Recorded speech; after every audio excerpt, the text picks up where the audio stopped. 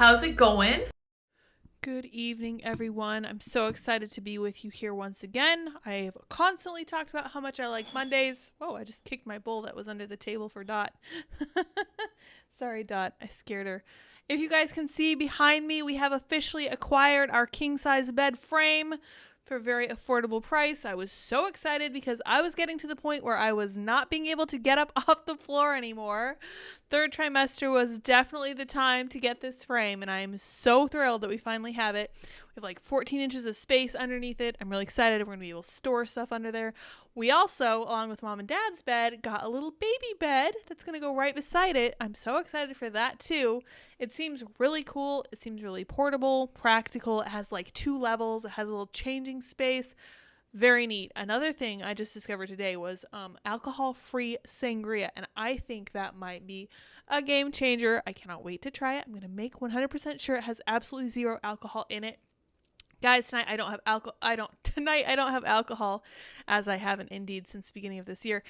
What I meant to say was tonight I don't have makeup, and I apologize in advance because I just could not find it because I'm losing my brain, it turns out. But we got an echocardiogram today, and it turns out baby's heart appears to be completely fine, which I'm very happy about. They were just treating me as if I'm high risk, and they sent me for that just because they could. So that was fun. It was interesting to see the baby one more time, getting pretty big in there. They tell me them are about 3 pounds. So we'll see what size they ultimately end up being. All right, you guys, tonight we are going to find out who the lady on the plane was who says that MF is not real. It is very interesting. We're going to talk about the Neo debacle. I don't know if you guys saw anything about that. Neo is a music artist, rapper who makes terrible, crappy music. I do not like his music at all, but he is very, very popular, and he has some opinions. And this is not his first opinion, and he doesn't really toe the Democrat Party line, which, of course, as an African-American person, Democrats are not okay with and wokies hate. But here we go. Saranko says, isn't that just juice? LMAO. Hey, don't laugh at me. It is sangria. It just doesn't have any alcohol in it. I was just telling Andy the other day that I really miss sangria. That's one of the few things that I actually really enjoyed that had alcohol in it. Not because it was alcoholic, but because it tasted really, really good. All right, you guys, let's learn who the lady was on the plane who saw the mysterious lizard people or whatever. I have to preface this by saying that I actually really don't like what they're doing here. But I think that we deserve to know more, so we're going to get into it, and then I'll tell you why I don't like it. Tiffany Gomez, a marketing exec from Dallas, is unmasked as American Airlines passenger behind that MF back there isn't real rant. Right, we all remember her. We all know her. We all love her. She was gone too soon. It was terrible. Gomez, 38, is a marketing exec from Dallas, Texas. Oh my gosh, guys. I can't talk tonight, so we're going to see how far I make it. The rant on July 2nd happened on Flight 1009 from Fort Worth to Orlando, Florida. The viral incident saw Gomez arguing with relatives whom she accused of stealing her AirPods. The woman behind the shocking "that MF back there is not real" airplane meltdown has been unmasked as a 38-year-old Dallas marketing executive. And I just have to stop and say, who asked to unmask this woman? Why are we doing this? Who does this benefit? Who actually really needs to know who this woman is? I don't think you do. I don't think anyone does. She wasn't arrested. She has no criminal record because of this. She just caused a slight disturbance and made everyone's evening a little less convenient. And we're going to read some of the details of what happened. You guys tell me if you think it sounds like she was having a mental break or not, because to me, it still does. It very much still does. And at the end of the day, I feel really bad for her. So let's read on.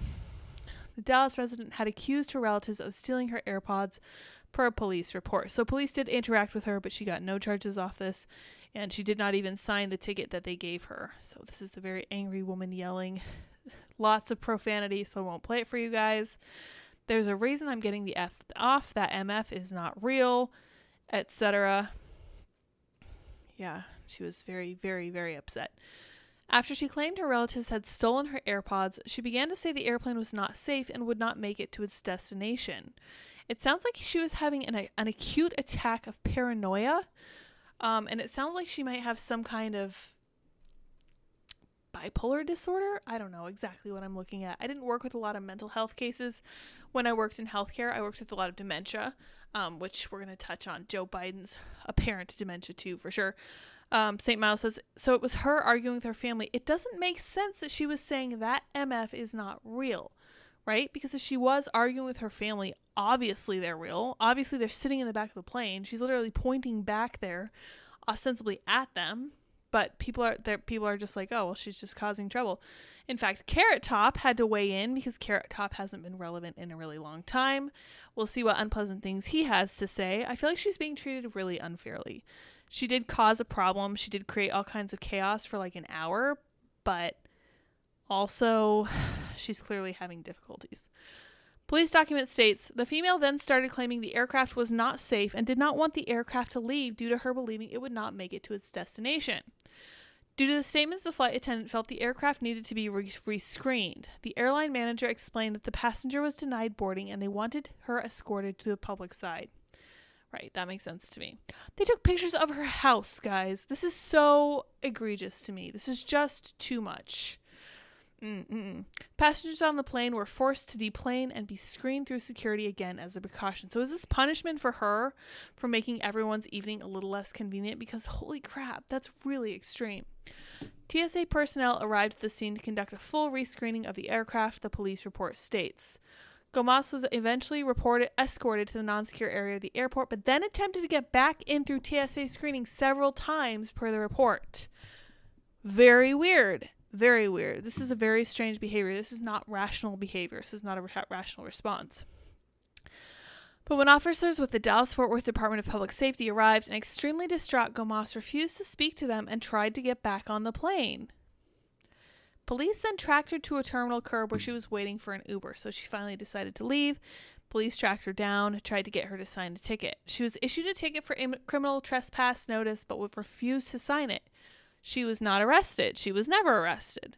The marketing exec was deemed a rising star in 2017 when she served as vice president of client services at Elevate Brand Marketing. They give her full background. They tell where she went to school and how much the price is of the home that she owns. They literally have a picture of her house. This is crazy. Don't like it. Sorenko says, okay, but what if she saved everyone though? You never know. Maybe it wasn't just paranoia. Maybe by delaying them just for a couple hours, she prevented a massive accident. We don't know. Footage shared on TikTok showed her in distress aboard the plane as she screamed about someone who wasn't real. I'm telling you, I'm getting off, blah, blah, blah. You can sit on this plane and you can die with them or not. I'm not going to. But then she was trying to get back on the plane. What she's doing doesn't make sense, right? This is what makes me think that she's having some form of a mental break. And that's why I'm nothing but sympathy. And they absolutely should not have doxed her for this. Carrot Top claimed he was aboard the plane when viral incident happened. The effing nutjob just lost her mind in front of the whole plane, he said. So he is also agreeing with me that she was having some kind of craziness going on. Carrot Top had previously shared the incident on social media, writing, I hope she's happy, 3 exclamation points. We're all stuck in Dallas now because of her. He said the woman was upset because she lost her earbud but did not elaborate. I hope you're having a relaxing evening behind bars in Dallas, Texas, and hope you enjoyed your little stunt, the comedian said on Instagram. 5 hours later, we're here in Orlando. Carrot Top added, I missed the fireworks and everything tonight. Oh no, you poor thing. There was a lady who was genuinely convinced that the plane was going to crash and everyone was going to die. And that was what this was. And I am mad at the Daily Mail for bringing all of her personal details into this because I view that as being gross. And that's why I'm not talking about what kind of home she owns or where she went to school, because I think it's too much. What do you guys think about this? This is crazy to me. I feel really bad for this lady, and I'm convinced it's going to come out that she has some kind of mental disorder, something going on. Texas Rangers, thank you for your super chat. I don't know why guys on the internet simp for this lady. She looks like an average lady in Dallas. Yeah, she appeared to me to be very well maintained. People are allowed to say whatever they want on the internet as far as I'm concerned. She looked nice. She looked like a friendly person, but she looked like she was in severe distress. And I just ended up feeling super bad for her. I think people just kind of glom onto it because it's kind of like the edgy new thing to talk about. I don't know. Stuart says maybe she met Donnie Darko. Oh, maybe so. Possibly so. And he says, I've known women to go psychotic like that as a result of birth control. Interesting. I wonder if that was it. That's crazy to me. All right, let's see what Andy tweeted for us tonight before we move on. I just felt bad for that lady. Tonight, the plane lady has been doxxed. Thanks, internet sleuths. Yeah, I just don't like it very much. Yeah, here we go. This is the internet sleuth who doxed her. Thanks, man. Appreciate that. You're hacker man for sure. All right, you guys. We're going to look next at what Joe Rogan has to say about Tucker Carlson, two of our favorite famous people. We love both of them. And then we'll talk about Neo. I think we'll talk about Joe Rogan next, and then we'll talk about Neo. Because what's happening with Neo is interesting. But on the topic of famous people, moving from our new friend, the lady on the Dallas flight, I think it's super interesting what happened there. Blue Reader said maybe it was meth, possibly so. She doesn't look like that kind of person. And because she held down such a stable, high-paying job, maybe it was coke. Who knows? I feel like people who are in positions of high stress and high power and high influence tend to lean a little bit on that, whatever it's called, Colombian marching powder, I think it's called. Joe Rogan. Joe Rogan says Tucker Carlson could win the presidency in 2028 if the fired Fox News host decided to run. What? That is something I hadn't even considered. Let's get into it. Podcaster Joe Rogan says Tucker Carlson is a no-nonsense guy who has a very popular voice. Speculation's growing that sacked Fox News presenter is considering a bid for the White House. The comments come after Tucker teases reporters about his ambitions. Interesting.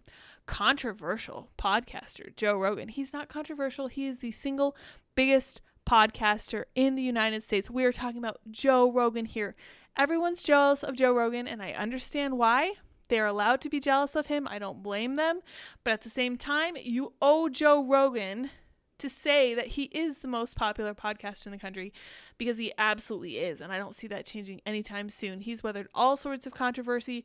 I'm so glad he's out there asking questions and just speaking his mind. And I really appreciate his perspective, because he strikes me as the voice of the common man. But I digress. Speaking to commentator Patrick Bet-David, he claimed if Donald Trump wins the presidency next year, Carlson has the experience and appeal to succeed him in the White House. If Tucker went to run in 2028, he could win because it would be kind of carrying those policies, he said. That would be true too, but he's also sort of a no-nonsense guy who exposes BS, pretty humorous way and very insightful and biting way. That's for sure. I appreciate that for sure. He is definitely... I watched Tucker talking, I think it was to the Heritage Foundation, one of his last big speeches before he was fired from Fox. And I felt like he was a very, very genuine person. And I've always been a pretty good judge of character with a few very notable exceptions. I've always been able to gauge when someone is truly being genuine. And the other day I got the chance to talk to Count Dankula, and I got that impression from him. I was like, he strikes me as someone who's super, super genuine. Yeah, he's an edgy boy, but he's also very smart, very well-read, very kind, and a good father as far as I can tell. But Tucker Carlson is a similar one of those people. Also very, very engaged with the world. He will reflect on his own experiences with religion. He'll talk about his own political stances.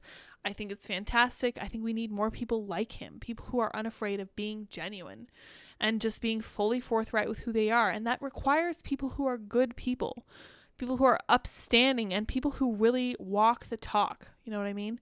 Because sometimes you'll see, especially on the right, unfortunately, although maybe it's not especially on the right, but maybe I'm noticing it more on the right because I hold them to a higher standard, because I want them to tell the truth and be honest and genuine and forthright and all this other stuff.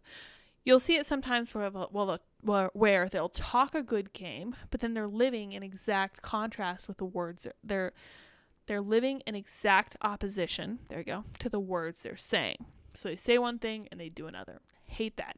Hate it, hate it, hate it. It's the cheapest, easiest thing you can do, and it gets you clicks and it gets you and it is completely disingenuous, and I hate it. But Tucker Carlson, not like that. That's why I like him. And he says Canadian baking powder, Venezuelan chalk dust, Colombian laundry detergent, disco dandruff. I think you're just making these up now, dear. Although I feel like you really could just make up any name for cocaine and call it good, because there are so many different options. And he's also got a very popular voice, Rogan said, unlike his laugh. His laugh drives me crazy. His life is not popular. I personally am a huge fan of his Labrador look. He'll just stare right at the camera when someone's talking and just be like, I'm sure I can't even get it right because I can't look at myself in the camera and also look dead at the camera. It's crazy to me. Hi, Andy. Hi, Lids. Hello, two ladies. Do as I say, not as I do. Exactly. That's exactly what they do. And I really don't like it. And I don't feel like Tucker is one of those people. Like, if he decided to run for president, let's just make a scenario. Trump wins in 2024. He has 4 years. If Tucker went to run in 2028, he could win. Maybe so. Carlson began his TV career with CNN and helped set up the conservative Daily Caller website in 2011. We love the Daily Caller. Stuart says, Count Dankula hails from my country. He's well-read and honest. Yeah, for sure. Honest to a fault, I think. And he loves a good joke enough to literally go to jail for it, which I have to say I truly respect, because Scotland is a whole different world, whole different ball of wax. I think we're going to see Trump's emergence as the most significant thing to happen in American politics in 100 years, because he reoriented the Republican Party against the wishes of its leaders. Carlson has also been pictured spending time with Trump in social settings in recent months. But speculation about Carlson's own political ambitions have soared since he was terminated by Fox News in the wake of its $787 million settlement with Dominion Voting Systems over voting fraud allegations in April. Within days, Carlson said he was enjoying his newfound freedom, telling DailyMail.com, I haven't eaten dinner with my wife on a weeknight in 7 years. Oh man, that's sad. Good for him finally having a chance to do that. Hell Saint says, happy belated birthday. Thank you so much. That was Saturday. Saturday was unbearably hot, but Andy and I got a lot done. We put together the bassinet. We put together the bed frame. We sorted all sorts of stuff out. We took stuff for donation. I had a very adult birthday, and I'm officially into my 30s. I'm 32 now, so I have to do all this stuff now. But we did get an ice cream cake from Dairy Queen, which is one of my favorite birthday cakes for sure. But Carlson also reportedly raising money to start his own media empire after the loss of his $20 million yearly salary in the wake of his departure from Fox. Married for more than 30 years to his wife, Susan, that is someone who is walking the talk, okay? He is living his values. And that's super unusual. And that's why when I look for role models, they are people who prioritize being parents, people who prioritize being spouses, and people for whom these things actually matter, because I don't think people understand this, but that is how the culture war is won, because that's where it's fought, okay? You fight the culture war by raising the next generation. And I feel like a lot of conservatives, a lot of young whippersnappers in their suits and ties do not recognize that that's where it actually is. It's in an apron. It's in, dad shorts and those dad white trainers. And it's not glamorous, but this is where it happens, right? Anyway, I digress. Married for more than 30 years to wife Susan, the native Californian had a privileged but unconventional childhood with a journalist father who would take him along to murder scenes, according to a new biography. Oh my, sounds like he was a nightcrawler. Recently, Carlson teased a reporter who asked him if he was seeking the White House, telling him yes, announcing Friday in New Hampshire. That did not happen, obviously. The anchor was replying to a text in May from insider journalist Matthias Schwartz about the presidential ambitions. He then admitted he was totally kidding, adding, I can never control myself. I'm fundamentally a D-word. My apologies. That's who I want in office. Someone who's been married 30 years and who is willing to embrace his bit of a tendency to be a bit of a D-word. I respect it. Fox's Tucker Carlson tonight averaged a record 5.3 million viewers a night in its 8 p.m. weeknight slot, but figures have slumped since he was replaced by Jesse Waters. Really not fair to Jesse Waters to do that to him when people are so mad at Fox for having gotten rid of Tucker. Just kind of slide Jesse Waters in the mix. Ridiculous. Blue Reader says Tucker has a lot of children too. I think he does, but I don't remember how many. Let's find out. Many children. I'm typing one-handed. Two-handed now. Tucker Carlson have. There we go. I think he has 4 or 5. 10 more rows. That's crazy. 4 kids. Okay. Yeah, cool. Anyway, yeah. So he truly is being a father and a husband. And honestly, people don't understand how important that is. Like, how many conservative role models do we have that are fathers and husbands? We have like Mike Cernovich, we have Robbie Starbuck, we have lots of people of that caliber who are super awesome and I respect immensely, but we need more. And we need people who are willing to make it cool, because that's where it is. And across the pond, we have Count Dankula, and we have, Sargon of Akkad and some of those other guys, obviously Stuart in Scotland. Larry says he won't run. I don't know. He might. He is retirement age, so he's in his 50s. He's a little bit younger than my parents, but I think he's just in the right spot in life to think about it. Would be very cool. I love the idea of Joe Rogan speculating on this, and I think it's really neat, and I hope that he pushes the idea into people's minds, and people are kind of mulling it until Tucker decides he might want to do it after all. That would be very cool, I think. Anyway, what do you guys think? Should Tucker run? Blue Reader says Lydia will make it cool. well, I can't make it cool to be a father or husband, but I'm trying to make it at least somewhat more socially acceptable to be a stay-at-home wife and a soon-to-be mother. And right now, just a pet mother, but that's not enough. And I want to teach and show millennial women that being a pet mother, a pet parent is not enough. You actually do need human kids to make a positive change in the world. Alex says California cornflakes, Florida snow, happy powder. Yes, I heard a rumor that a lobster man recently caught a brick of cocaine off the coast of Florida. And I said, Andy, we need to go fishing. Actually, I didn't say that. I haven't had a chance to talk to him about that, but I thought it was hilarious. Very important news coming out of Florida. We were reading the other day, if you guys will recall, we were reading about the sharks who were affected by these blocks of cocaine that are getting caught alongside the nets that fishermen are pulling up. Let's talk now about Neo, since we've had enough discussion of cocaine. Neo condemns parents who allow their kids to undergo gender transitions. They have forgotten their roles. Okay, so this is the first page of the saga. There are several pages, and they're each more interesting than the last. And we're going to talk a little bit about some of his other previous positions, too. This guy's pretty based. He has 7 kids. He's not married, but he does have 7 children. And this is clearly something he's thought a lot about. I don't think we're going to play the footage just because I'm not sure whether they're going to try to strike me for copyright on this, but we'll read something of a transcript of what he said. Neo said he doesn't understand why parents allow their children to make life-changing decisions about their gender at a young age. During an interview with former video girl Gloria Velez for Vlad TV, I don't know what that is, but she's got a podcast, good for her, the Miss Independent singer, that is Neo, shared his thoughts on why parents have forgotten their roles.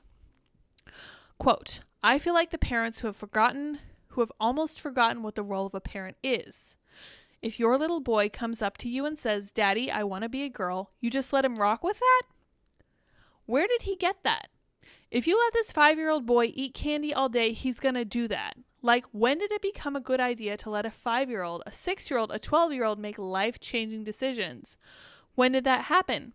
I don't understand that. Neither do I. Nobody does who's not in the ideological capture of the left. So let's read on. The Grammy winner, 43, said that he comes from an era where a man was a man and a woman was a woman. There was, 2 genders, and that's just how I rocked. You could identify as a goldfish if you felt like. That isn't my business. It becomes my business when you try to make me play the game. I am not going to call you a goldfish. This is the most lucid analysis of the trans stuff that I've heard from somebody in a position of this kind of influence ever. Besides Brittany Aldean. But that was a long time ago, and I don't think that really caught on the right. I'm the only one, I think, who remembers that because she was saying things like, I was a tomboy when I was younger. I'm so grateful my parents didn't transition me, etc., etc. And they lost their publicist over that. She got smeared for that, and now Jason, I'm sure, is even more in the spotlight because of that, under scrutiny for her words. Those aren't even his. So here he is with his kids, being a family man. Yeah. After the video of Neo's comment surfaced online, fans gave mixed reviews about his remarks, blah, blah, blah. We know. Then they're just going to go to Twitter and get a bunch of tweets from people who have like 3 followers. So here's what happened next. Oh, that's not it. Never mind. This one. Yeah. He tweeted out, I would like to express my deepest apologies. Excuse me, I have hiccups. After much reflection, I would like to express my deepest apologies to anyone that I may have hurt with my comments on parenting and gender identity. I've always been an advocate for love and inclusivity in the LGBTQI+ community, so I understand how my comments could have been interpreted as insensitive and offensive. Gender identity is nuanced, and I can honestly admit that I plan to better educate myself on the topic so I can approach future conversations with more empathy. At the end of the day, I lead with love and support everyone's freedom of expression and pursuit of happiness. This was written by a publicist, and I will tell you why. Because over the course of his in-person comments on that podcast, he did not call it LGBTQI+. Let me be clear about that. He called it like LGTB or something, whatever. I think he called it that. Like, that's a direct quote. LGTB something, like direct quote. Because he doesn't play with that stuff. It really sounds like he's not the kind of person who's going to be like, oh, okay, I'll call Dylan Mulvaney by the pronouns Dylan Mulvaney wants because that's what Dylan Mulvaney wants, not because of reality or anything like that. He's not going to play the game, and I respect that, and I'm really glad that he came out and said it. Now, in the past, he has said similar things that I don't think he apologized for this one. Ne-Yo slammed over controversial comments on women dancing to misogynistic lyrics. After claiming that, quote, if women want men to stop calling you B-words, they should stop dancing to those types of records, the R&B received major backlash with fans calling him an idiot, whatever. He found himself in hot water this past weekend after a clip of him appearing on the Real 92.3's The Cruise Show discussing misogyny in the R&B world went viral for all the wrong reasons, sharing his thoughts about it. R&B songs becoming more super misogynistic. The singer went on to share his beliefs that women are partially responsible for the continuation of anti-feminist lyrics, instantly infuriating fans online. I don't care that he infuriated fans online. He sounds to me like someone who at least attempts to exercise his philosophical thinking muscles. Now, he's not married. He just divorced his wife just recently, but he clearly plays a role in his kid's life. Again, 7 kids. That's crazy. I don't know if they're all from the same woman. Probably not, because that is the nature of the culture, the water that he's swimming in.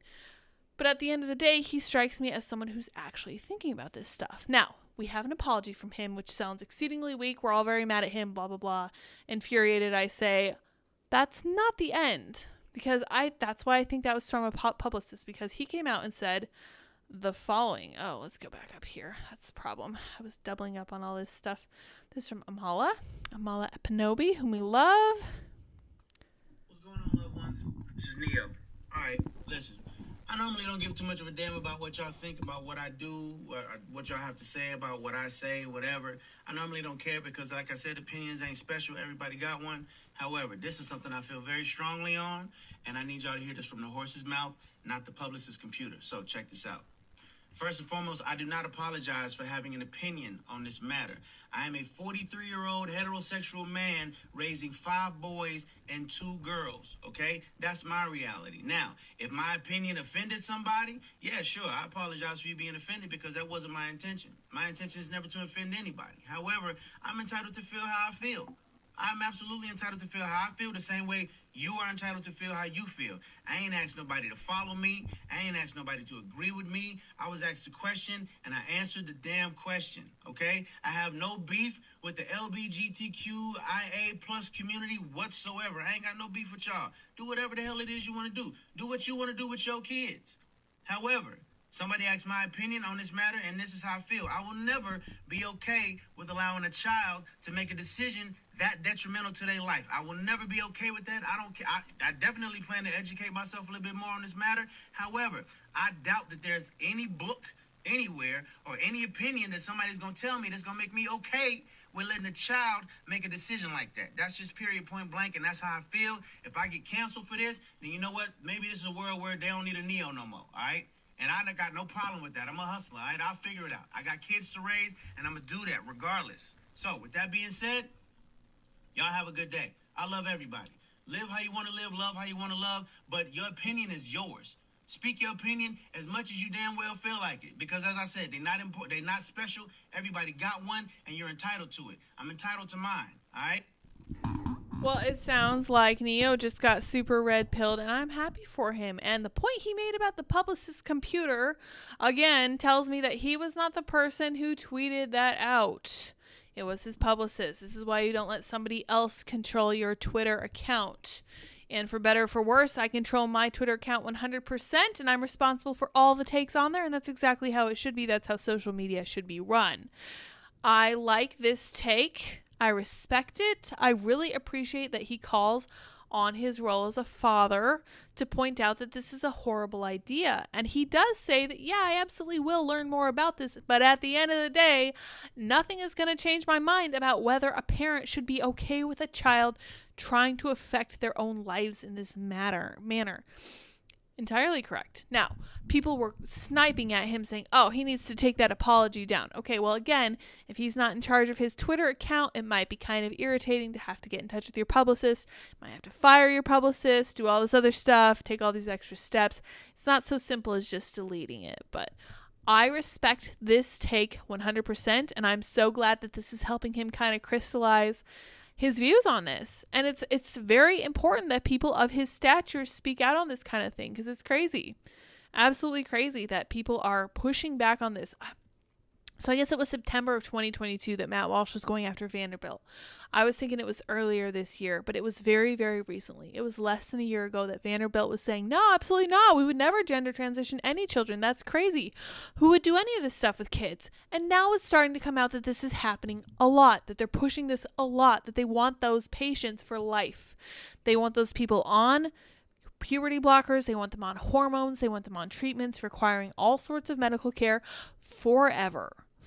Absolutely unethical medicine. Insane to me. St. Mouse's base. Yes, 100%. Really, really well thought out conversation about this. And he sounds indignant, and he should. And I respect that. And he's right about, hey, if they want to cancel me, I don't care.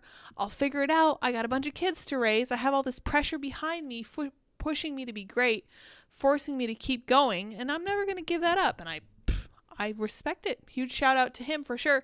So I thought that was really neat. It was an interesting saga. Everybody was like, oh my gosh, he's going to apologize immediately. In fact, earlier today I was listening to Matt Walsh, and he's like, yeah, less than an hour later, Neo was apologizing for this. But he didn't get the latest update, which is where Neo comes out and says, actually, nah, F you all. I don't apologize for anything. I was right. I'll educate myself more, but nothing's ever going to change my mind about this, because it shouldn't, because I have 5 boys, okay, and 2 girls, and I care about all of them, and it's just never going to change, So that was really a neat story. If you guys aren't following it, you probably should be, because I'm really curious what happens next. I don't think he'll be canceled in the way that the left has been able to cancel people in the past. So let's see what happens with that.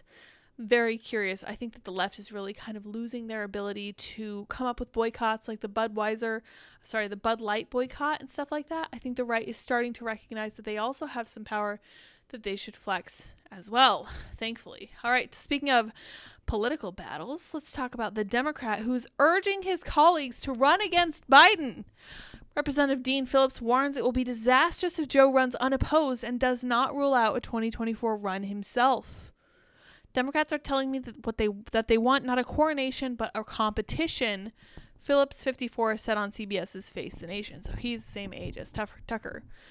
If we don't heed that call, shame on us, and the consequences, I believe, are going to be disastrous, Phillips said. Minnesota Representative Dean Phillips is urging his Democratic colleagues to jump in the presidential race because voters don't want a coronation in the primary. Yeah, absolutely. He's absolutely correct. And I was commenting the other day because people were going back and forth. They were talking about the DeSantis-Newsom debate, which I'm really looking forward to. And they were saying things like, why are we having this conversation? Biden's going to run again. It's going to be fine. And I was like, look, you owe it to yourself and to your fellow Democrats to recognize that most Democrats would prefer an option that's not Harris or Biden. Because I think that's true at the end of the day. I don't care much for Democrats. I don't like any of their policies. I disagree with them literally on whether human life has value.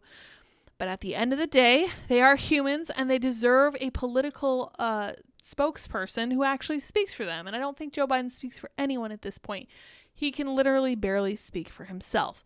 But we're going to look at his most recent example of dementia, and I'll give you guys my 2 cents on that here in a minute. Let's see here. If we don't heed that call, shame on us, and the consequences are going to be disastrous. Biden is currently facing Democrat challenges from self-help author Marianne Williamson and environmental attorney and anti-vaccine activist Robert F. Kennedy Jr. Phillips, a moderate Democrat, recently met with donors in New York to discuss a potential run for the presidency, but on CBS he tamped down the idea he might launch a run this cycle. Well, then change your headline, Daily Mail, because this is confusing.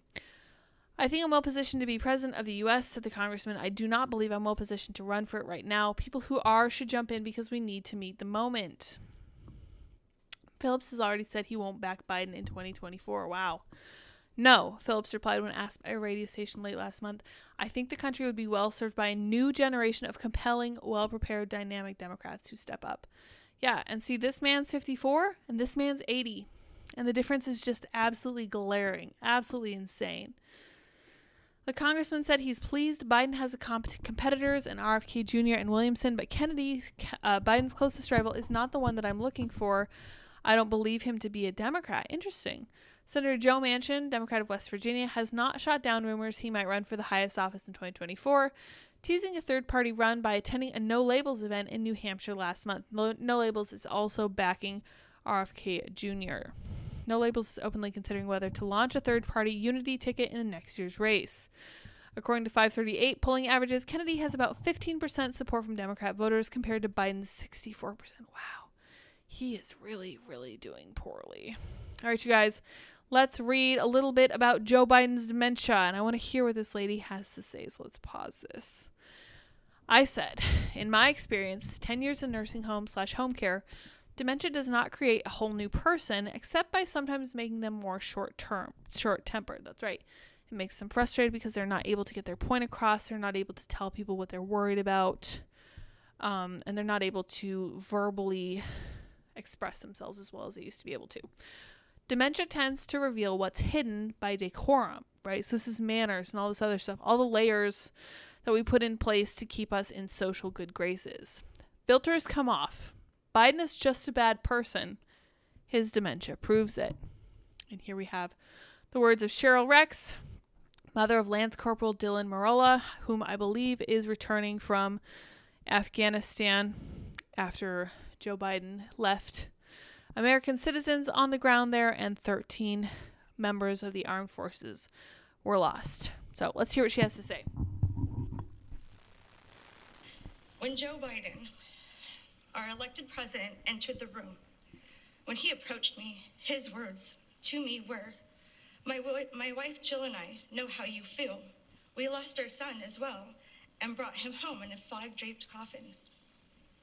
My heart started beating faster, and I started shaking, knowing that their son died from cancer and they were able to be by his side. Also wondering how someone could honestly, be so heartless to say he knew how I felt a little over 24 hours and learning of my son's death. After this encounter, I have never had any personal correspondence, nor has my son been honored or his name spoken by this commander-in-chief or his administration on what I feel is because of their failures and poor planning to exit our troops from Afghanistan.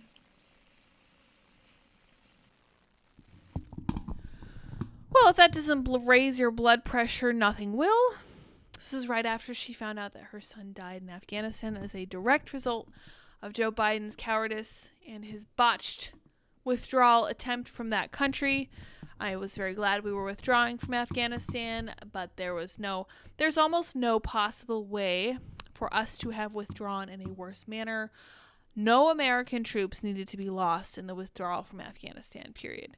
And because of the way the Biden administration, this is actually where Biden started losing public confidence, right? This is where his approval rating started to dip because people had no time for this. Nobody likes this stuff. But yeah, so Brad Palumbo, let me scroll down here a little bit. Yeah, okay. At this point, dementia is the best possible excuse for Biden's behavior because if he is mentally competent, yet so causally, I think he meant casually lies in situations like this, that's astoundingly vile. Yes, it is astoundingly vile, but then I go on to make the case that Biden has always been astoundingly vile, and we might just now be noticing it. I said, are you honestly saying that Joe Biden is not astoundingly vile? Because based on his entire life up to this point, that has been my conclusion. This man gets no out for clearly having dementia. So two things are true at once here. One, Joe Biden has dementia, and two, he's always been an incredibly bad person. Dementia tends to just reveal what's been hidden by manners and decorum, and that's what I said in my own tweet, because I think that's the case here. I think that dementia, more than almost any other human condition, will truly reveal what kind of person you are. And it can be for better or for worse. It is completely separate from your actual character writ large. It's just an exposure of who you are deep down inside. And it's who you are behind the scenes. And I think the Japanese have 3 terms. There's like 3 terms for your face. One is the face you show the world. One is the face you only show like your loved ones and your spouse. And the third is the face that you never show anyone. And I think that dementia truly shows that third face. In fact, let me pull that up because it's kind of an interesting concept. 3, okay.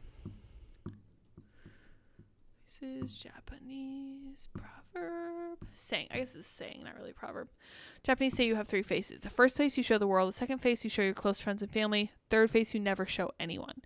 Yeah, so dementia would really show that third true face, who you actually are, who you try to pretend you're not, right? So Casey says, Joey B calls them all dumb SOBs.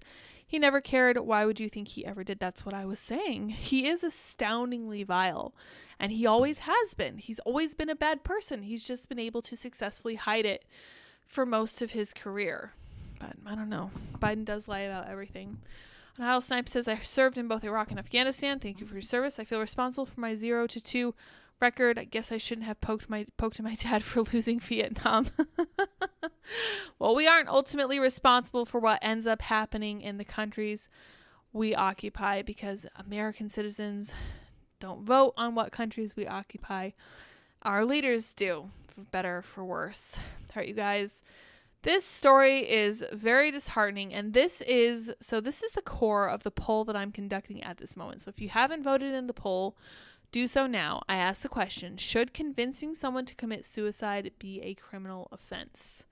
68% of you say yes, 11% say no, 21% say it's complicated. I think it is a little complicated because we do have free speech, but I'm going to read you a little bit about this case. And we'll see what you guys think. Maybe. Gotta close this. Daily Mail always makes me keep the pop-up blocker off. Toronto Schools launches probe into suicide of principal Richard Bilsko, who killed himself after being bullied and harassed following a dust-up with Kojo Institute anti-racism trainer Kiki Ojo Thompson. Richard killed himself in July after being bullied and harassed. He'd spoken up against this person. The suicide of a white school principal who was bullied after being accused of supporting white supremacy because he challenged an anti-racist trainer has prompted an investigation into diversity and inclusion practices in Toronto. Richard Bilsko, 60, killed himself in July after suing the Toronto District School Board for emotional distress, which he says began in spring 2021 when he disagreed with this woman, this anti-racist trainer. The Institute is a for-hire diversity and inclusion consultancy firm that had been brought in by the school board. Now the board and Canada's education minister are investigating Bilsko's death and whether the obsession with woke policies may have contributed to it.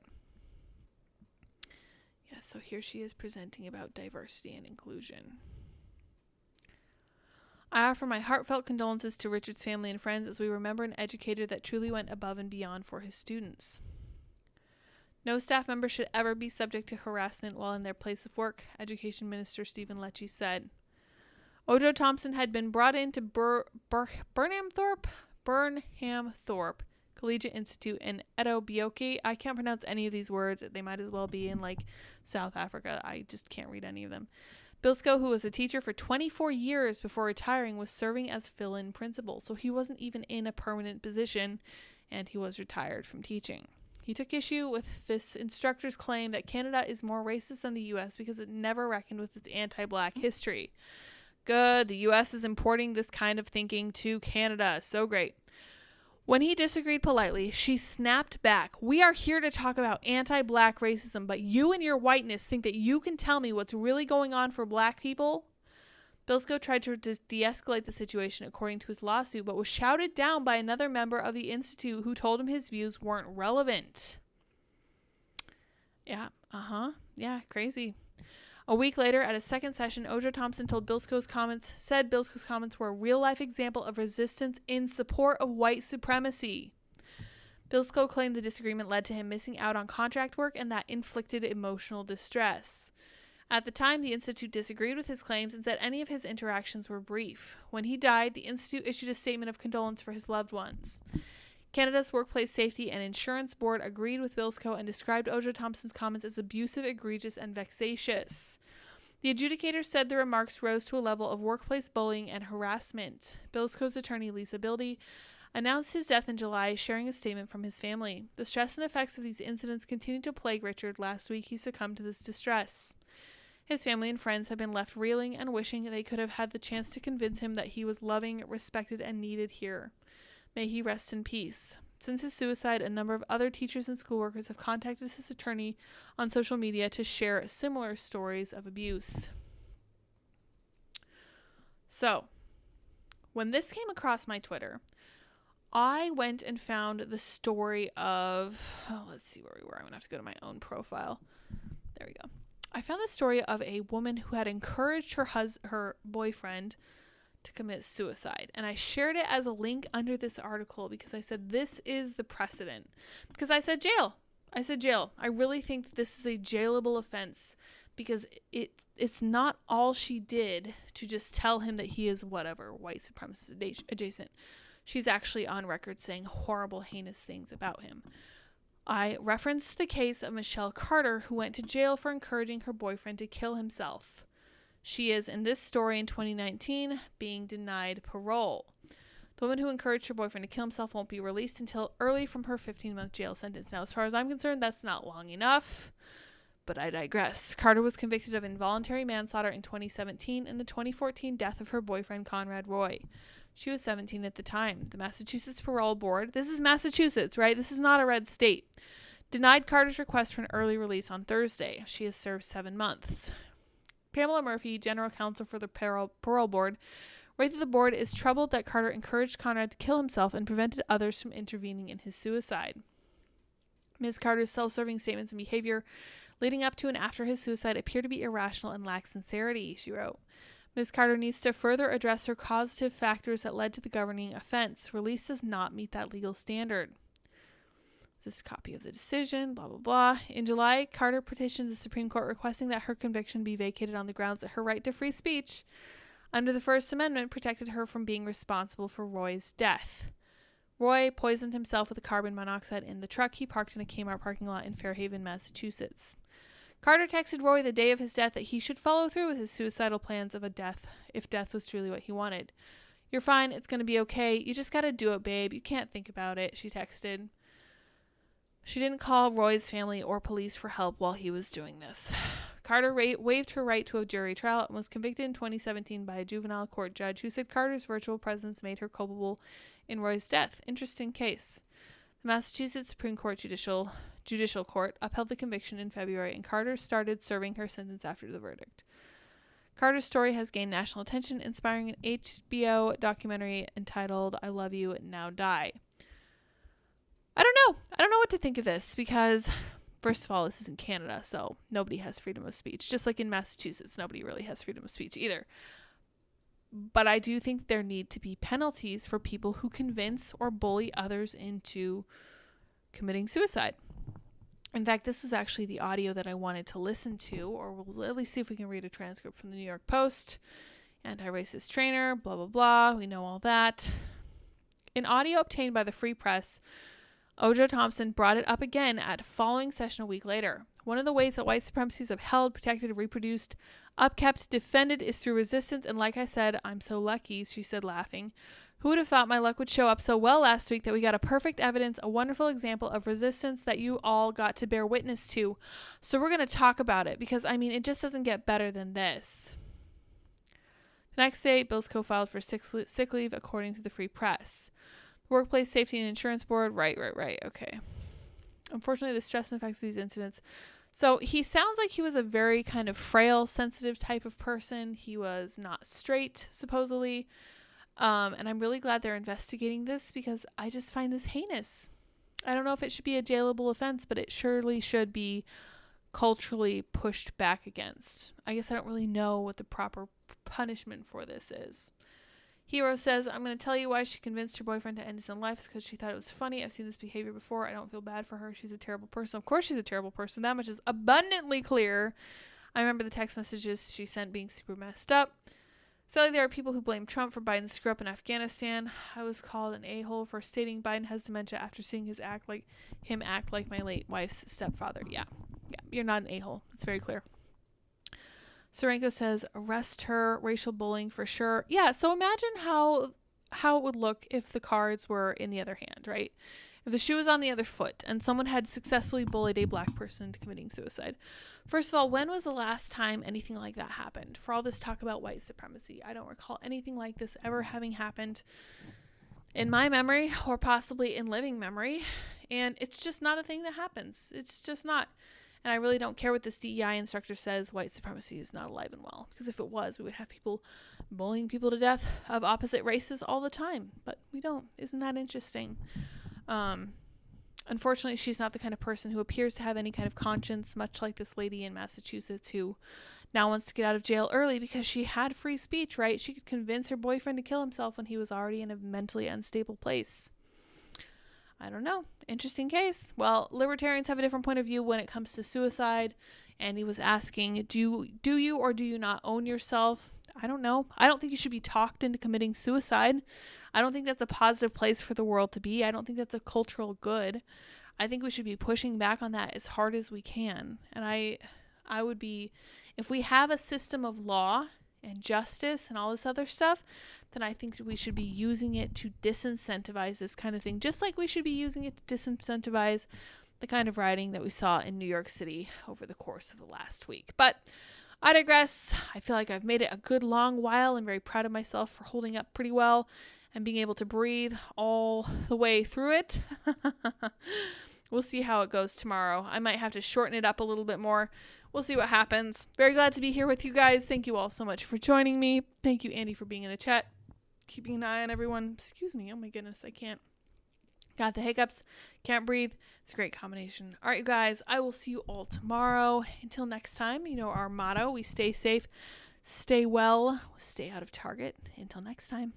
Bye, guys.